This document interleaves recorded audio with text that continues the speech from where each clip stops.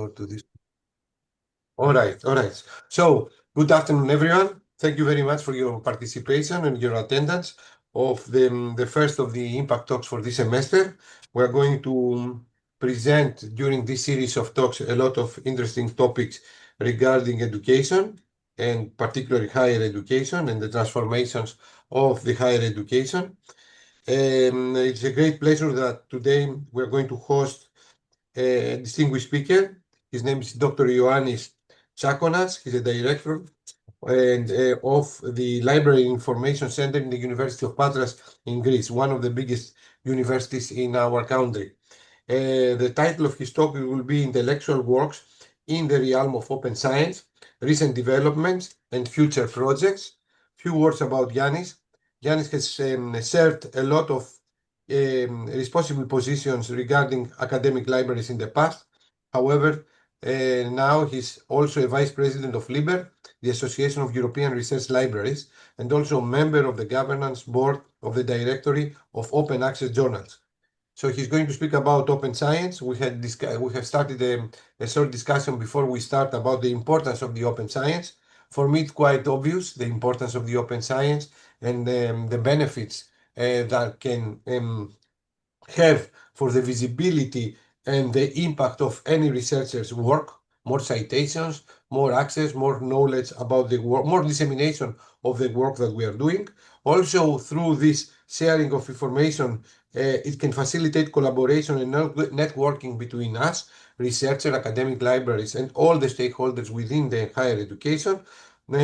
Democratization of knowledge and capacity building of the staff, students, and also an important role for the European, I will say, science diplomacy, and also promotion and support of social engagement by sharing data and publications.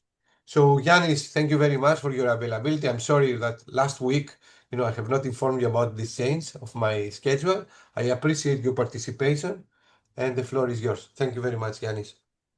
Thank you very much, Kostas, for the introduction, and thank you a big thank you to the entire project for inviting me to this series of speeches. I will start sharing my screen, and I hope that you are seeing, the slides. Yes, Ioannis. So before, everything Costa said is true. I will try to make another disclaimer just to be sure that everybody, understands that this is going to be an as objective as possible speech, but I cannot say that it's going to be a neutral speech. It has a bias towards open science because I'm a person that has worked on the open access, open science field for 2 decades now here in Greece. And as Kostas said, I have plenty of roles. First of all, I'm the library director here in University of Patras.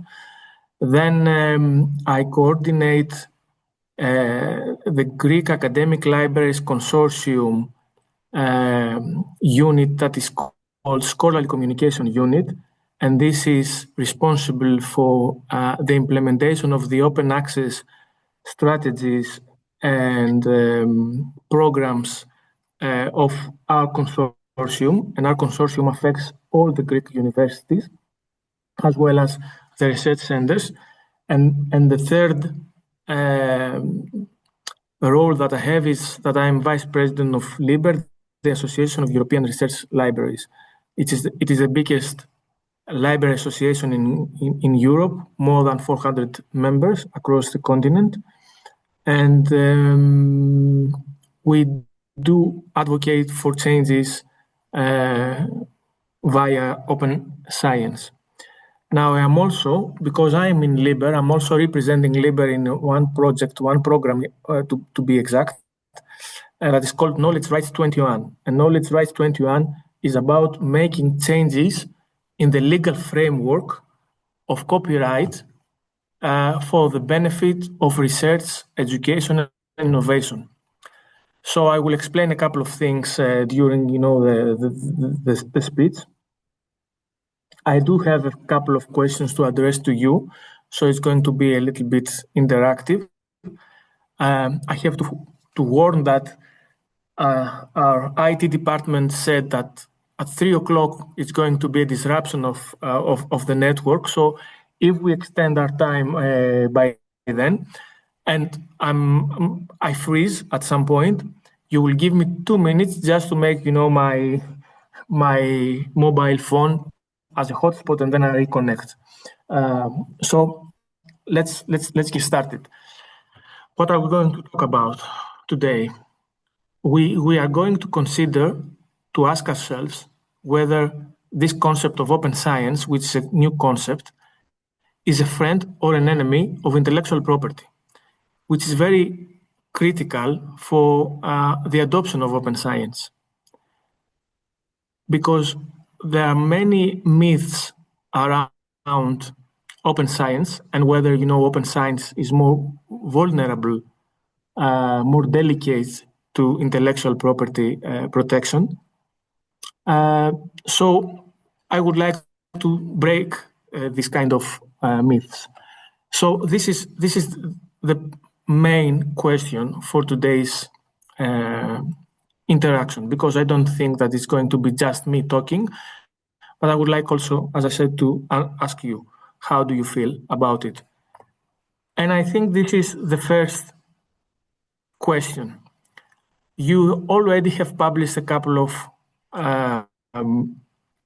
articles, journals, conference proceedings, and you have published them through the main and the typical publishers.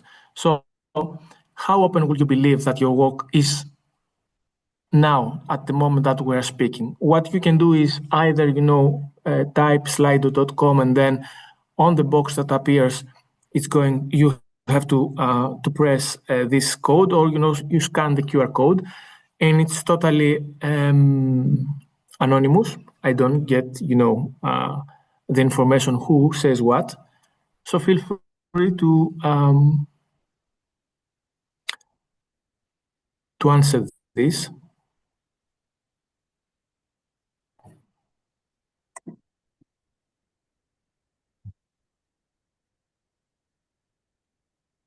And it's not something right or wrong. Just what you feel, what is your impression that is the openness of your work at the moment that we speak.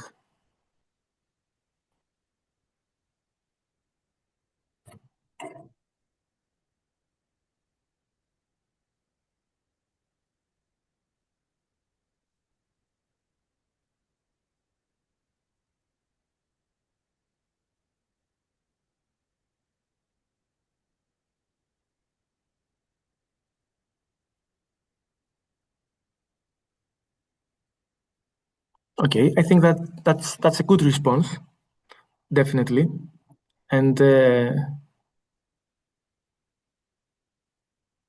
obviously it depends on the career somebody has. I would, let's say, be more encouraged if this high percentage of the right extreme is saying the 7.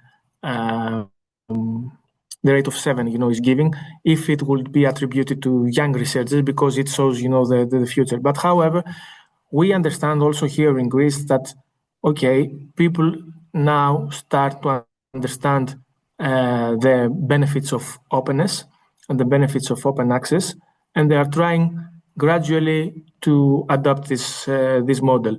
Not everyone is adopting it strongly, but we see this tendency here in the country, and more or less, this is the representation, the findings that we have also in the country. I believe that somewhere, between 3 and 5, it's the truth. Not everyone is publishing openly, and not everyone is publishing everything openly. Sometimes it serves us to publish in open access. Other times, we feel better to be protected, or in cases that we don't have, the funds, because the financial factor is very critical. We opt for publishing in the traditional model, the subscription-based model. Anyway, let's start again with the definitions. So according to the World Intellectual Property Organization, intellectual property refers to creations of mind, such as inventions, literary and artistic works, designs, and symbols, names and images used in commerce. And this is very, very critical because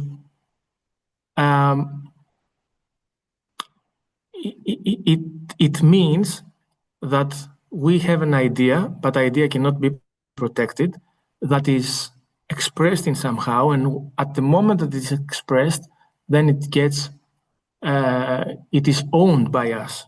So we own this idea, this expression of the idea, our creation of the mind. And in academia and research, mostly we are referring to literary works, written texts,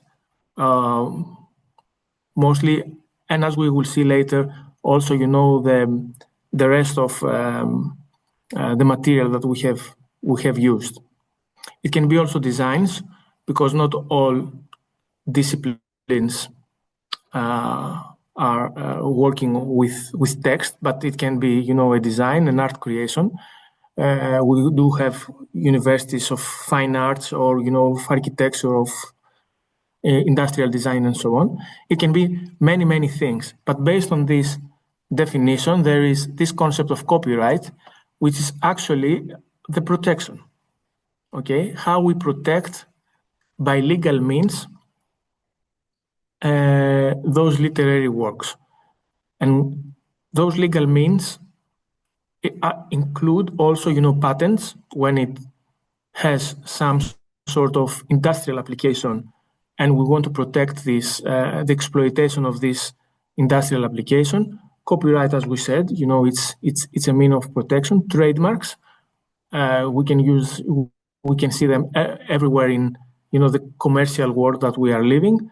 Industrial secrets, trade secrets, and geographical indications. So we have the protection of specific products that are related also to some specific countries, some specific regions, and so on. So all these are different legal instruments that help us protect what we have thought and what we have started implementing. Now, the scholarly work, as I said, is primarily intellectual. We are thinking of things, we are having ideas, we are sharing ideas, we collaborate with people. So we have a common shared intellect that we write down and we fix it through publications. And it doesn't have to be necessarily publications, but the most common mean to communicate these ideas, this work, is through publications. And by this, we mean that we issue them through a journal article. We announce it in a conference, and then we have the proceedings of the conference, and anything that further fixes, this work that we have done.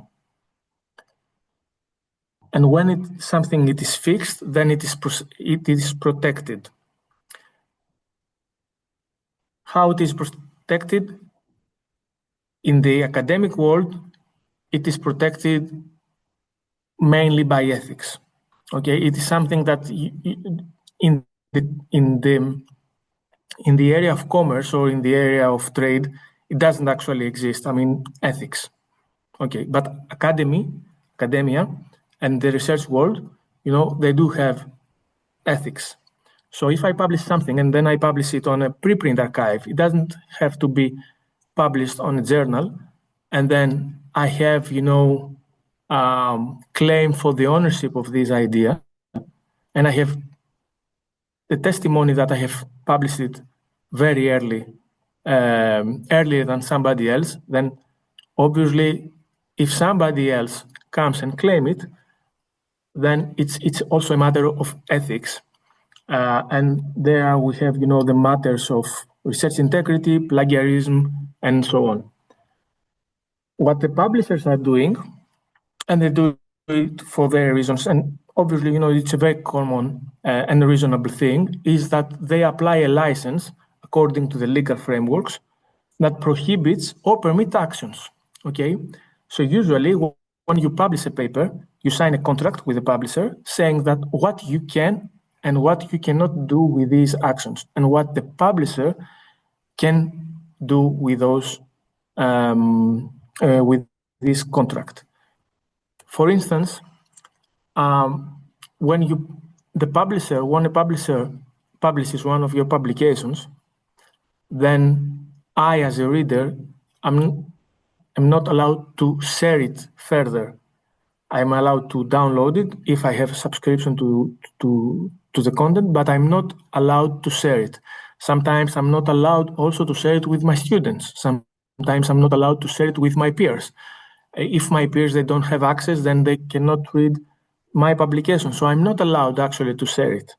I'm not allowed to upload it on an e-learning platform for my students. And there we have the copyright framework, the copyright legal framework that says, okay, for specific reasons and specific uses, then we permit you to do a couple of things. For instance, if you want to illustrate a case, then you can reproduce some of the content on a very limited scale and so on. But this is, we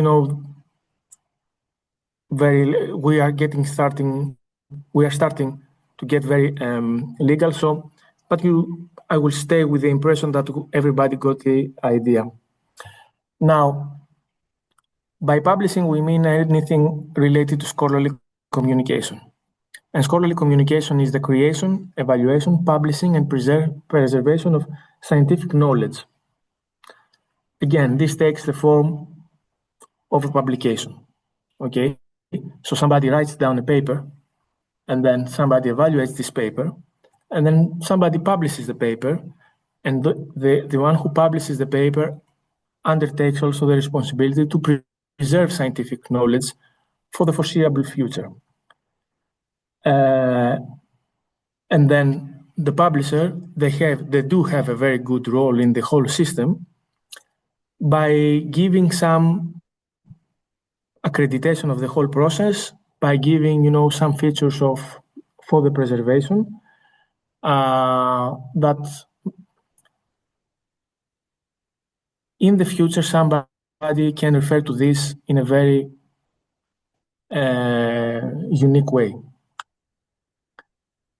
And this publication, yes, it's a approved manifestation of an idea that has undergone peer review. It is a system by researchers, publishers, libraries, and so on. Now let's go to Open Science, because here we are going to set the framework and the difference, to understand the differences. Eventually, when we talk about, the current, not exactly the current, but, the typical, the standard, the traditional publishing system, we are talking about businesses. Publishers are still businesses. Even if they have a very good and strong role in the whole scholarly communication system, they are businesses. And they are driven by other things that perhaps do not align with the values and the missions of research and academic institutions. So open science is a value-driven way of conducting scientific research. So it has values behind motivating people. They are not different than the ones that academics already have, but these values are reinforced through open science. And open science aims to increase the circulation of knowledge in the scientific world and beyond. And by beyond, we mean not just be used within academia, but be used also, society, civil society, the economic stakeholders, people who do have, some for-profit activity, it's a return of the investment that the publicly funded organizations are receiving. So we want to maximize the circulation of knowledge within the academic world and beyond. And by this, we mean that if somebody from Morocco or Israel write a paper, but the Greeks, they don't have access to that journal, then by making it open access, it means that everyone in your network, Greece, Morocco, Israel, Ukraine, they can access. So this is the maximization of circulation. And the same happens if somebody from Morocco writes a paper saying that, look, we studied wastewater treatment in our area, and somebody from the society of Morocco, they would like to learn about that. So not just the academic of Morocco or Greece, but also citizens in Morocco, Israel, Ukraine, and so on. And what it does, the principal difference is that it doesn't focus on the outcome, because the existing paradigm is focused on the outcome, on the publication. And everything else is attached to this, to the outcome. Citations, impact, how we calculate impact is attached only on the publication. But open science is focusing on the entire life cycle of research, in the process, in the entire way of conducting research. It wants to establish transparency and accountability in the scientific dialogue, increase validity, and connect, as I said, science with societal stakeholders. So I am writing a paper, I have a very good idea, and I'm publishing this paper, and it's a very excellent paper, as most of the papers that we do. But perhaps I'm not very transparent how I conducted my research.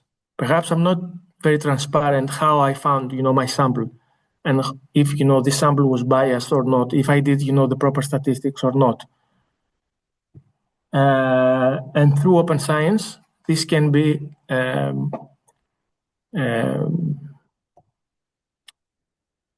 find its remedy.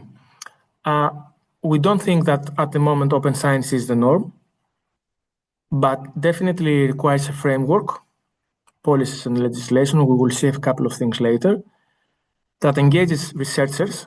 It means to give them the incentives to do this, and conduct those researchers a dialogue and scientific dialogue in the way that scholarly communication provides, that satisfies them, that gives them some rewards. I don't think at the moment we have achieved, changes in all those three, areas: policies and legislation, incentives and rewards. That's why, I don't consider open science as the norm. Even in the most advanced countries in this field, in the field of open science, we haven't seen those three areas to be fully satisfied. And at the same time, open science understands that, we have a digital transformation in scholarly communication. So we want this to be based on optimal and machine-enabled processes. So it means that we take advantage of the digital means in order to make this as easy as possible, as transparent as possible, to have, all sorts of outputs machine readable, so that we enable machines also to work on this and do, the work that we want. And this opens a very big chapter about, the use of AI in research. And open science, it doesn't involve only researchers, but the institutions as well. This is another very critical difference, because open science is at the moment motivated from the institutions, that they want to claim their own role again back. And those institutions can be, the ones that perform research are universities, for instance, or anyone who funds research. We have funding bodies in our countries. They are giving money, public money, taxpayers' money. So they want to understand whether these funds are exploited as best as possible. So yes, the world of research and education is evolving, seeking to maximize the effects of knowledge on science, society, and economy. I'm adding here, the economy, just to make you think, either, during the speech or after, whether you will be, let's say, honored or annoyed, depending on, on the way that you will approach it, if one of your papers fuels innovation, in the sense that somebody from the from industry, from enterprises, they read your paper and they do something that creates a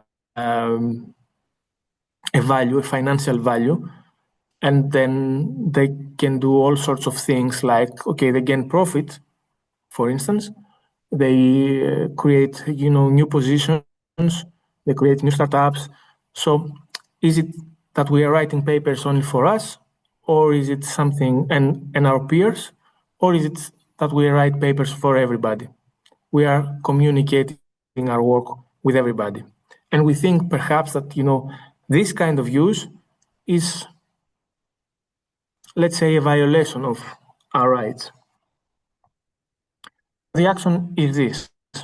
We have an author writing something, perhaps they can publish it on a repository and make it open. So we have a preprint which is open on an institutional repository. It goes under peer review, and at some point it has a post-print. So we have a reviewed version of our work, and we can still communicate that, but maybe not as openly as before. And then the publisher comes, they proofread it, they do the layout, and they have, this version of record that is closed, and it is read by specific academics that cite this, and then you have, this recognition. Open science, what it does is that we still have the author, which is always, the key figure in this process, and everybody in the research libraries and academic libraries world is placing author as at a very central position. So you can still write your papers, you can still upload it on a preprint. It can get open peer review, so you can still have academics, those black figures here at the upper section of the slide, to see it and review it at the same time as the other reviewers are seeing that. But you can also have, citizens, those purple figures, who can read it and can understand a couple of things, and then they can contribute. Then you can have a post-print. Again, it gets proofread and gets its layout. It gets, again, cited, but now also, it can be used and can be commented after the publication by citizens, or perhaps even by people from enterprises and industry, those brownies figures. What also Open Science does is to collect all this data, code, figures, anything that has been used in the past in order somebody to write this paper, and make them open as well. So make this contribution as well, because they can be used in other studies. They can validate, the findings of this study. They can support this concept of reproducibility. But they can also be, let's say, you can have open procedures so that citizens come into your research work and help you collect data, help you organize data, help you enhance your data, analyze those data. This concept that we call citizen science. So you invite also people who do have this intellectual capacity that we as individuals with specific capacities cannot do at the same moment. So everything, is inviting contributions on every stage of this whole big procedure. And then at the bottom, you see that there is an institution that is monitoring the whole process and would like to claim and not get this misunderstood, but the ownership to get the governance of this material. Not that, somebody from our institutions can claim the origins of our ideas, or they can, let's say, suppress what we would like to write about or are thinking. But it is whether institutions can have a wide view of what is happening and can also reap some of the goods of this process.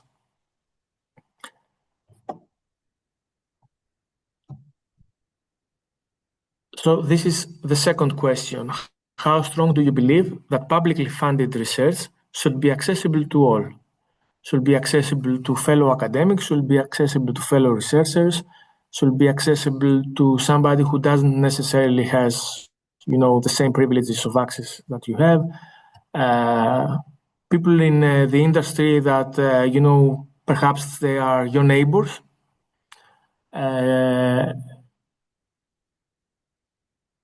And they could gain some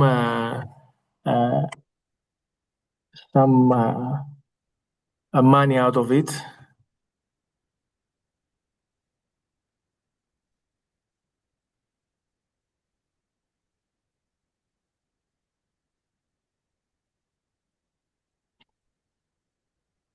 So far, everyone is saying that yes, we believe that publicly funded research should be accessible to everyone, and that's nice. Meaning that we are taxpayers as well. So we are giving money to the state. We know that the state invests those money, and we would like those money to return to everybody. In the same way that we give money and we would like our hospitals to be in a good shape and accessible to everyone. In the same way that we would like the water quality to be very high and to have, access to, some very elementary public services. So that's very noble. I see two things. Yes, we do have a comment here about, that we pay things in the current system twice, and we should not allow that. And we as academic libraries, as well as people in the administration of the universities and research centers, have this responsibility. Not necessarily, and this is something that I would like to iterate, this isn't a conflict with the publishers. This is, the right of institutions to protect their own investments. This is the right of the institutions to protect the work that their employees are doing. It is also not just a maximization of the circulation, but it's a maximization of the impact and the return of the investment that we are doing. If there are existing specific models that do not allow us to do this, then we claim to change it. We claim to find, the proper balance. So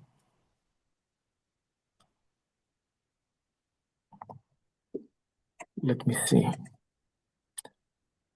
Before going here, just to be clear that we are claiming for specific changes, as I said, and these changes, yes, eventually it's going to be on the expense of somebody. It has an effect, and this effect somebody is going to sort of lose.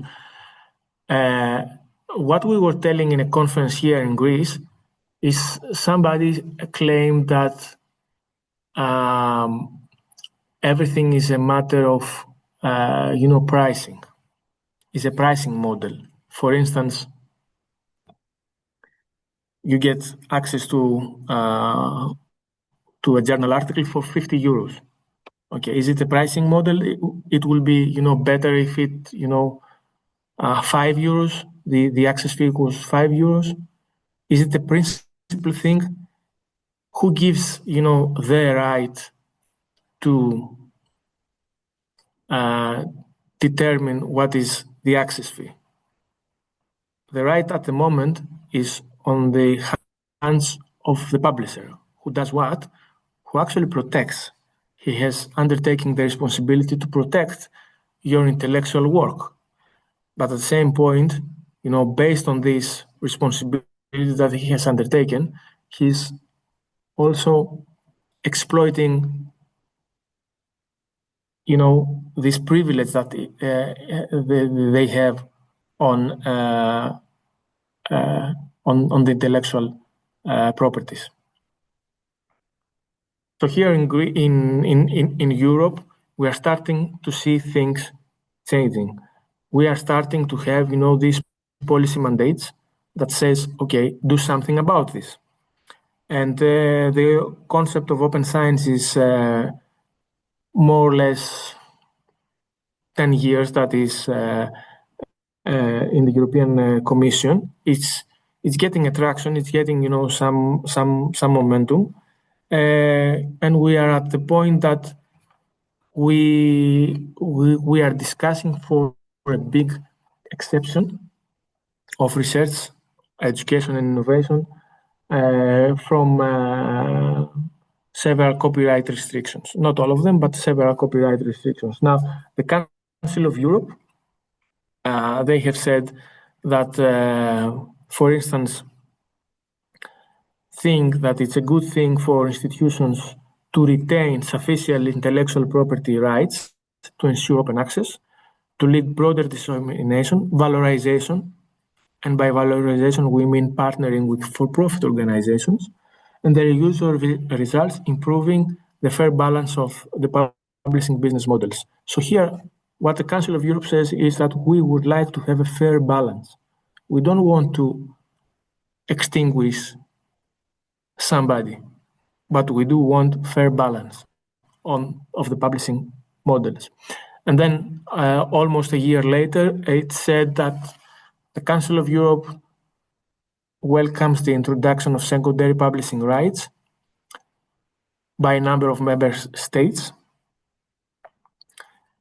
And this is going to be explored, secondary publication rights, as they say, in the context of the European Research Area Act, Action 2. So the European Research Area is a virtual area that European countries work together on research activities. And they have a policy agenda. And in this policy agenda, they said, okay, let's see whether we can have a European secondary publication right that now we have in specific countries. These two are the main instruments that we are discussing now in Europe. Rights retention is exactly this. What happened with Plan S, which is an initiative of a number of national funding bodies, the people who fund research said, okay, we do have to make this change. And they formed a coalition, and this coalition issued Plan S in order to make full and immediate open access a reality. And this is one of the, let's say, the motivation phrases that they used, saying that when you write the paper, you automatically hold the copyright. The copyright is yours. It will always remain yours. What you are actually doing when you sign a contract with the publisher is that you give them the exclusive right to do whatever they want with your work.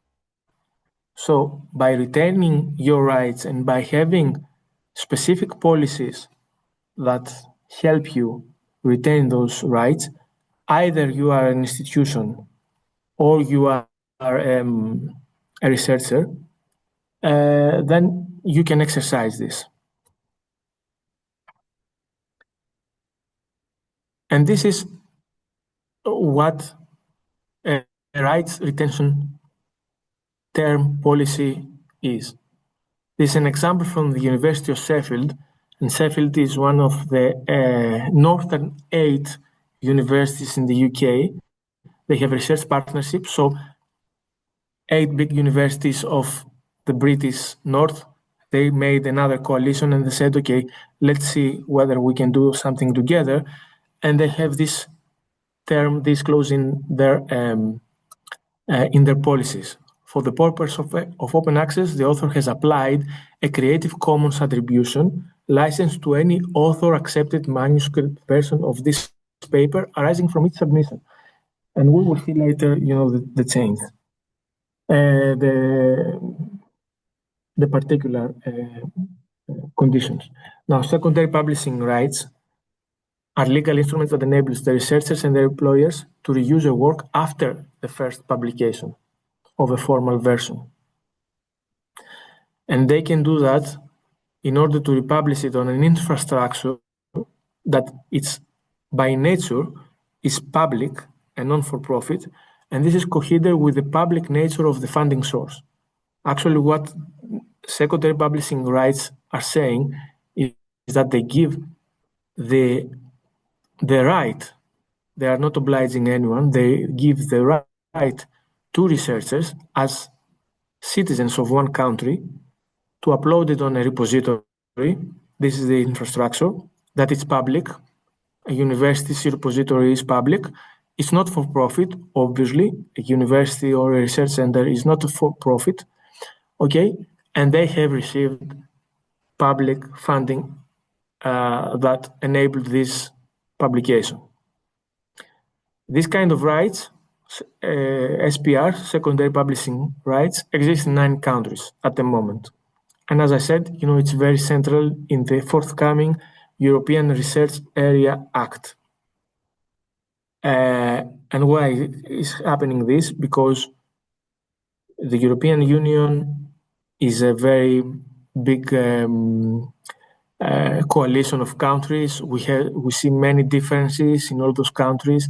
In those 9 countries that they have SPRs, we have seen different kinds of implementation, and that's why we have seen different outcomes. And this means that we would like to have an even outcome for all countries, across all countries, especially in the countries that are in the periphery of the European Union, that struggle the most to have the knowledge capital to develop further and to help themselves with the innovation scores and so on. So those 2 tools, how they interact. Usually, as I said, somebody has an idea. The idea is not protected. Okay, I can have the same idea as Kostas. I'm not expressing it. Kostas is not expressing it. It's in my mind. I cannot read his mind. The same Kostas. Okay, he cannot read my mind. So the idea is not protected. It gets protected when it has an expression. So I'm writing a preprint.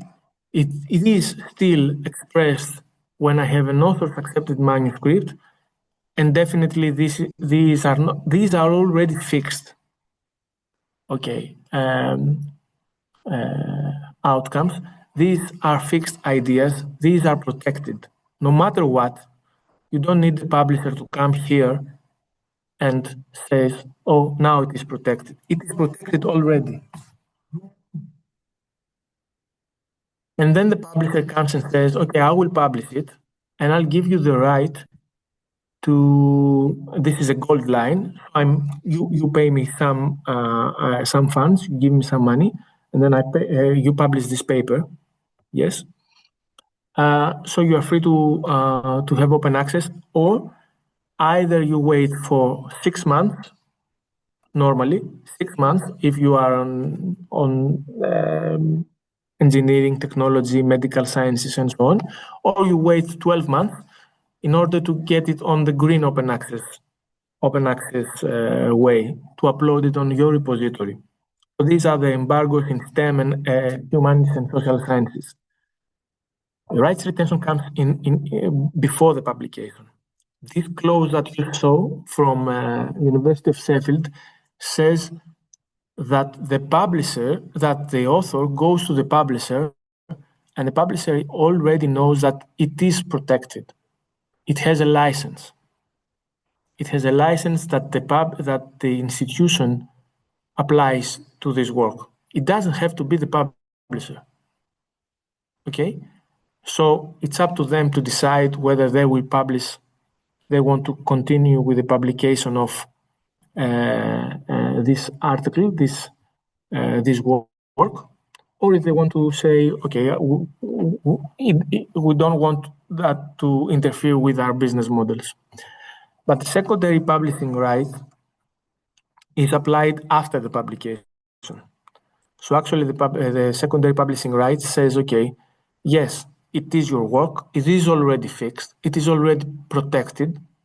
Nobody can claim, the originality of your ideas. What you can do is to make it open, and then by making it open without any of these embargoes, if you make it instantly, then it goes out to the whole country. It's public for the whole country. So these are the ways that open access, protected open access, can happen. We do have either policy instruments or legal instruments to do this. And if you notice, and perhaps it's a little bit advanced for our discussion at the moment, if you notice, the communication that you are going to receive from the publishers nowadays, they are not going to say that we protect your intellectual freedom. They know that it is already protected, so they cannot sell the same thing twice. But they will say that they are very, very valuable in the whole process because they are securing integrity of the work. And this is actually true. They do so. But just to be sure that in the frame of open science, everything still gets protected. By making it open access, it doesn't mean that it's, naked outside, in the wild, and somebody can take whatever, they want and violate your right. So what kind of regulation in open science? We do have two models. First of all, we have licenses, okay? And Creative Commons, the set of Creative Commons licenses, which is modular, a modular way to say that I want somebody to do this, but not something else. I want somebody to do everything or nothing. Not nothing, literally, but very few rights. You can do that by Creative Commons. It is something that you can take the building blocks and create, the license that you want. Or following the examples of computer science, you have specific licenses that permit you and allow you specific kind of uses. And these are mostly applicable to open source, as well as the code that perhaps you will develop during your research. So in conclusion, because I would like, first of all, I have a third question for you, but I would like to hear your questions, is that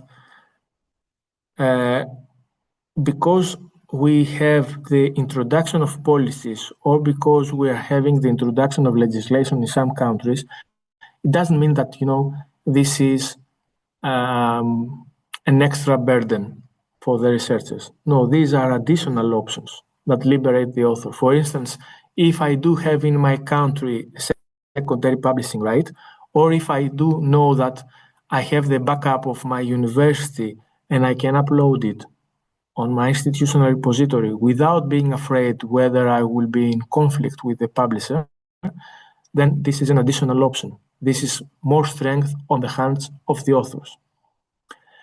As additional options, they should be acknowledged by the institutions, if not rewarded.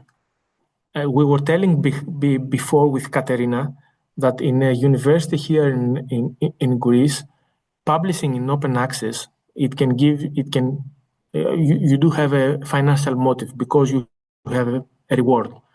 You get rewarded if you publish a very good publication on open access. But nevertheless, it should be acknowledged, for instance, in the research assessment, in the way that somebody progresses as a faculty member or as a researcher. It should be acknowledged that you are doing the right thing. You are returning back, knowledge to the society. You are fueling the knowledge machine. If not, again, as I said, be rewarded either ethically, morally, or financially. And open science, we believe, especially in KR21, we believe that it's not competitive to innovation. You can still have for-profit activity if you have a public-private partnership and still be open in any case. Again, another major thing that we are experiencing here in Greece, and we know, open science is very sensitive and very discreet, especially when it comes to protecting research data and protecting, personal data if they are part of, studies. The open science doesn't mean that everything is, wide open. The principle as now it has, let's say, been distilled is as open as possible, as closed as necessary. We understand that some things need to stay closed for a matter for a range of time. And regulation is at the moment if you check yourself and if you check what you are doing is and will always be there. It doesn't have to do with academic freedom. Academic freedom is something different. What you will choose to read, what you will choose to study, what you will choose to write is your decision. And open science that do not oppose academic freedom. On the contrary, I could say that, and we had this discussion again here in Greece. Academic freedom sometimes is suppressed by the current publishing model. I will give you an example. We were talking with some professors here in Greece, and professors of philosophy, in the Department of Philosophy. And as you know, Greece has a very big tradition of studying, philosophy. And we were discussing about academic freedom and so on. I said, okay, what are you studying at the moment? He said, I am studying Aristotle. Excellent. That's very nice. It's very related, to the history of the country. It's your decision, definitely. if I was, the question that I addressed to him was, if I tell you that the current trend of publishing at the moment, okay, that will give you extra points in the whole system of accreditation, of academic accreditation. If the main topic is Immanuel Kant, will you write about Immanuel Kant or not? And he said me, perhaps yes. So this is not exactly academic freedom, because if his future, goes through these kind of decisions to write about popular things, then perhaps he will do this. He will write about popular things and not about the things that he's interested in. And this was based again on data that I had found from Scival, one of the research intelligence databases of Elsevier, that showed that, one of the most prominent things in studying philosophy was Immanuel Kant and not Aristotle. So this is the last question. What will make you feel more certain when you share your work openly? Okay, if you were to share your work openly, what would you make you feel more confident that it is protected?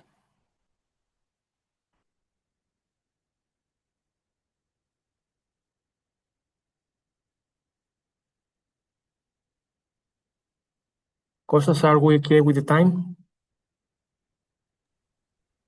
Now we are running the overtime.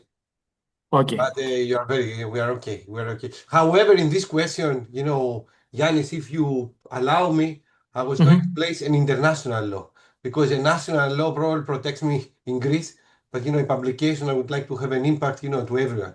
So I was going to add an international law as well, or in a European legislation, something like this.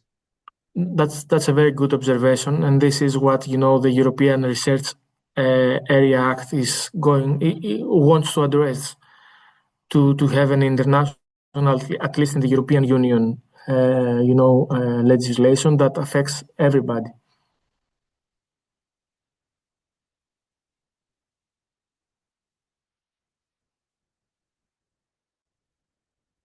It is so far, the results are very, very interesting, because here in Greece, when we asked the same thing, most of the Greek researchers said that they would like an institutional policy or a funders policy.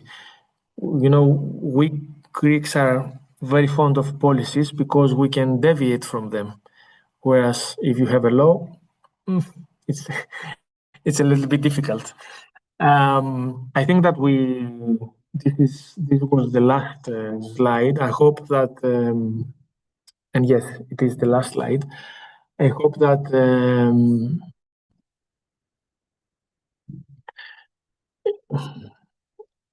it had, this speech had a merit for you. It helped you, understand a couple of things. It answered, some of the questions that you had. And if you would like to have a small talk, I'm here. Thank you, Ioannis. Definitely it had a merit and an impact on what we are doing. I mean, these types of talks come as a part of a virtual exchange project with that we share a lot of things in public. So everything that has to do with the open access is very relevant, a part of our academic mission. That I totally support the open science and this way of publication. You mentioned one of the topics, the transparency of the processes. I mean, a lot of there are areas, particularly in the solar cells, that there is a lot of fake results. And then, the people they ask, like how we can reproduce it. And the whole careers are built on this, impact factor, age index, the academics, big ego. And then, I mean, you speak to the people and this person does not know what he's talking about. And then you are wondering, how does he have such a numbers? So there are, I mean, I think that it's going to be a reset of the research quality as well, if this transparency will be achieved as you have described. I have some questions, but I would like to provide the floor to you if, from the audience you have a question, or I should start. I'm not going to wait. All right, I will start. Amne. Amne, oh, yeah, Mohammed. Yes, Mohammed, the floor Mohammed. is yours. Thank you. You can Thank you. introduce yourself, Mohammed, as well. Thank you so much. My name is Mohammed Amin. I'm the president of Euromed of Morocco, and at the same time, I'm PhD student at my the final year for me. Question here is as we understood, there are a lot of and as Dr. Constantino said, there are a lot of researchers or articles that are published with fake statistics, with fake studies. Are there from the journal or any policies that they are using to know or to verify if the studies or the statistics are real or just fake? So I think that this is the moment that Yannis has informed us that in the University of Patras they are going to have a network interruption. So let's give them Yeah, the I 50 think. minutes that he needs in order to reconnect. In order to respond to this question to you, Mohammed, this depends on the area. I don't know what's happening in the open science, but in the area of solar cells, there are some verification research centers like the Fraunhofer. So if you publish, let's say solar cells with a very high performance, very close to the record. In order, the article to be published, you should send your results and your devices to be tested in these verification centers. All right, this is like from the experimental point of view. This is what do I know from the renewable energy source, particularly with the solar cells. So there are some verification centers that they reconfirm your publication. However, now because there's a lot of kind of frauding, and this frauding comes from this competition, like for us to publish. You can see how many publications they have, and of course there are a lot of journals. I mean, the people they ask, reproducibility, especially for experimental physics, chemistry, or experimental, kind of sciences.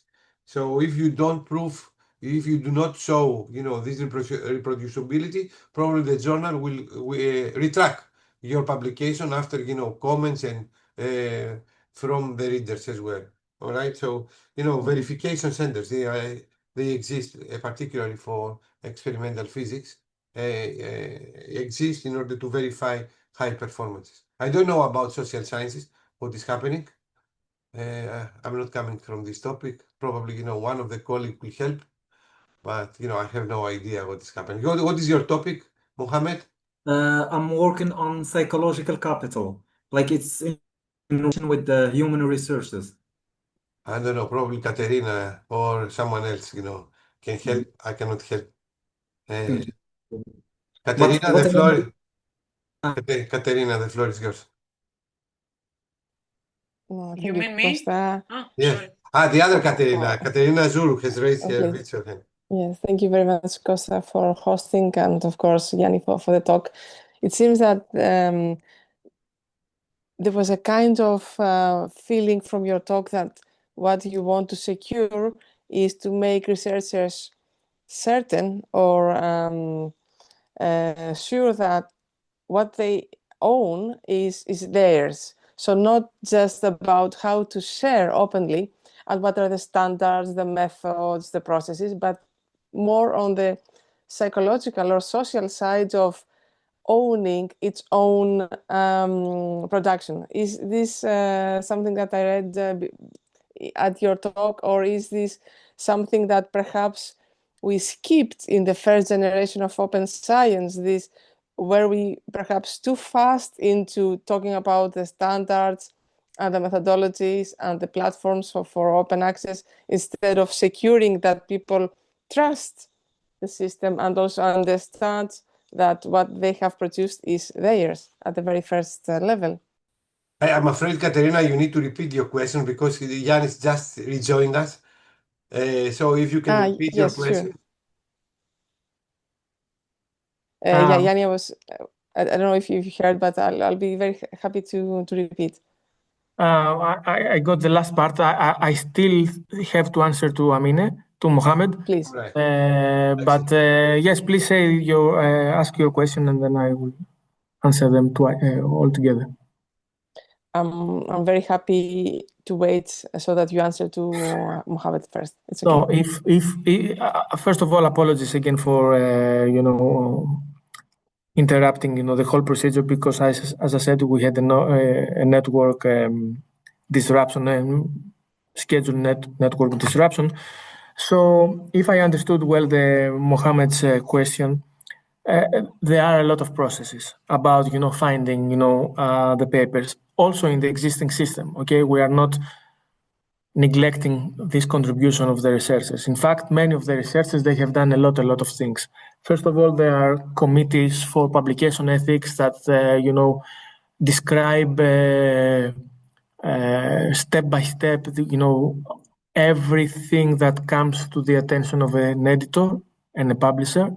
If there is a case of falsified data, of erroneous data, things like that. And obviously, there are a lot of technological investments. I know that many publishers, they have big teams on research integrity. They are thoroughly examining those papers. I was in Lausanne, and they exhibited to us some technological instruments that they have in order to find, the quality in terms of research integrity, of course, and these are, very impressive investments, and everything at some point they come to retraction. So you will see many papers. There is a database called Retraction Watch. You will see many papers being retracted. You will see many cases being raised like, these kind of journals have this kind of practices, so they were forced to retract a couple of papers. Research integrity gains a lot of attention at the moment, and we believe that open science goes hand in hand, with research integrity, because it gives you, a lot of opportunities to check the integrity of a work in every stage. Not, as we said, based on the final outcome, but also, on the data.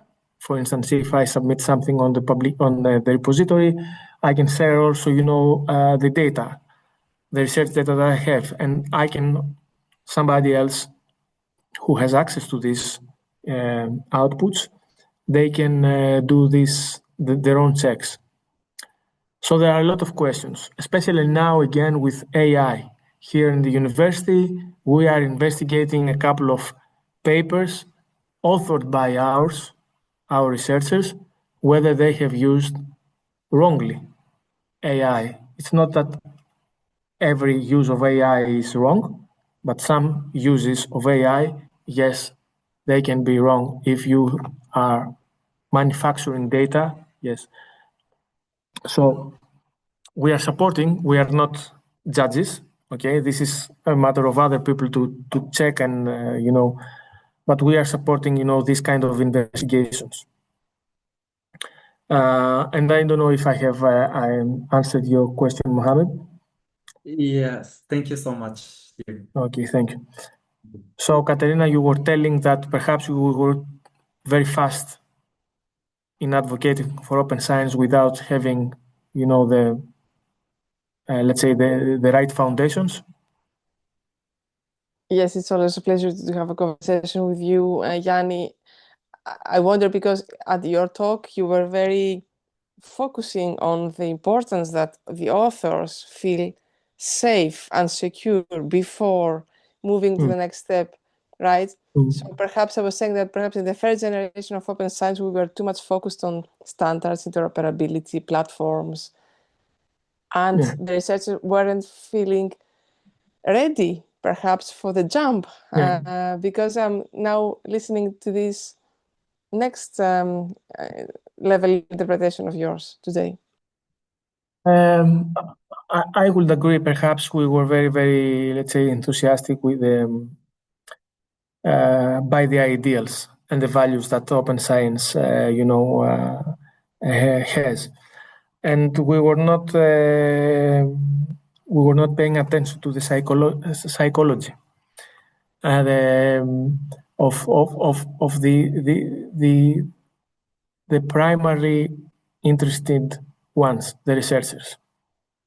So we are advocating something that we were selling something to them that they could not understand. Okay, and sometimes you have to make it, very plain, you have to step down to say, okay, this is going to help you like this in order to make them migrate from one system to the other. Things are sustainable, and open science is sustainable whenever it's something populated. Living in, the desert is not sustainable. It's not populated. So you have to make them, let's say, go somewhere else that they can work, they can flourish, they can prosper. And this was not, the right argument in the beginning.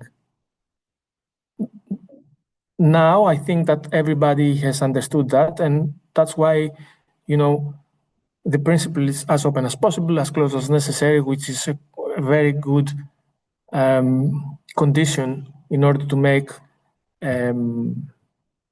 open science work, at least in the sense of protection. But it requires a lot of things. And I think that the most important element is if we change research assessment, and if we acknowledge and if we reward people for being open access, for being open science pro, for being, let's say, for interacting with the society, for interacting with innovation. This is a very big matter in several countries. Maybe in Israel, that has, a very high score of innovation, it doesn't, appear as a problem. But here in Greece, that we do have a problem, with the European Innovation Scoreboard rates. Yes, we see the universities not interacting with the for-profit organizations in order to innovate, in order to make, wealth, financial wealth, knowledge wealth, and so on. So it's a matter that, it is a negotiation that we have to do again and again and again and again in order to raise, this new paradigm. But as in everything, we were thought that if we build it, they will come. Not necessarily. Not necessarily. I think that we don't need only to build it, we need to support it, because listening to you and based to Coara is not only, the assessment of the staff also is changing. So other criteria. So if you support Coara and the university support, the new projects like Wadera, for example, support Coara policies. So I think that, there is a tendency to change, and the academics, they need to be adapted to the new assessment criteria. And this includes open science and how open your research has been made. And this was related to your first question, Ioannis. And I'm wondering, but we need to close. But I'm wondering why the academia is so resistant against open science, because it contains all, the benefits. We are doing presentations in conference in order to disseminate our work. We want citations and not self-citations. More citations, more funding. So I don't understand what is the hesitation behind this. For me, it should be some hesitation that I cannot realize, but open access provides all the floor for me to be more known and, disseminate faster my work. If, my work is, original and, of the high quality, then the people, they will cite. But providing an open access, you lower the barriers, because people, they can access and they can read your work. Otherwise, there should be memberships, it should be, extra payment pays by the universities and etc. Anyhow. It can be a lot of reasons. I will only say one, again, psychology. It's, What do you mean psychology? I think that, I found it it's, very positive psychology if, my work is open access. but in psychology, we have the Stockholm syndrome. Which? I mean, which means that you fall in love with the one who captivates you, and now you are captivated by the publishers, and you love this example, and that's why you find security in the arms of the one who keeps you hostage. In one way or another, some people, yes, they are hostages, and they prefer to have very few things at hand rather than search for higher gains with some extra work.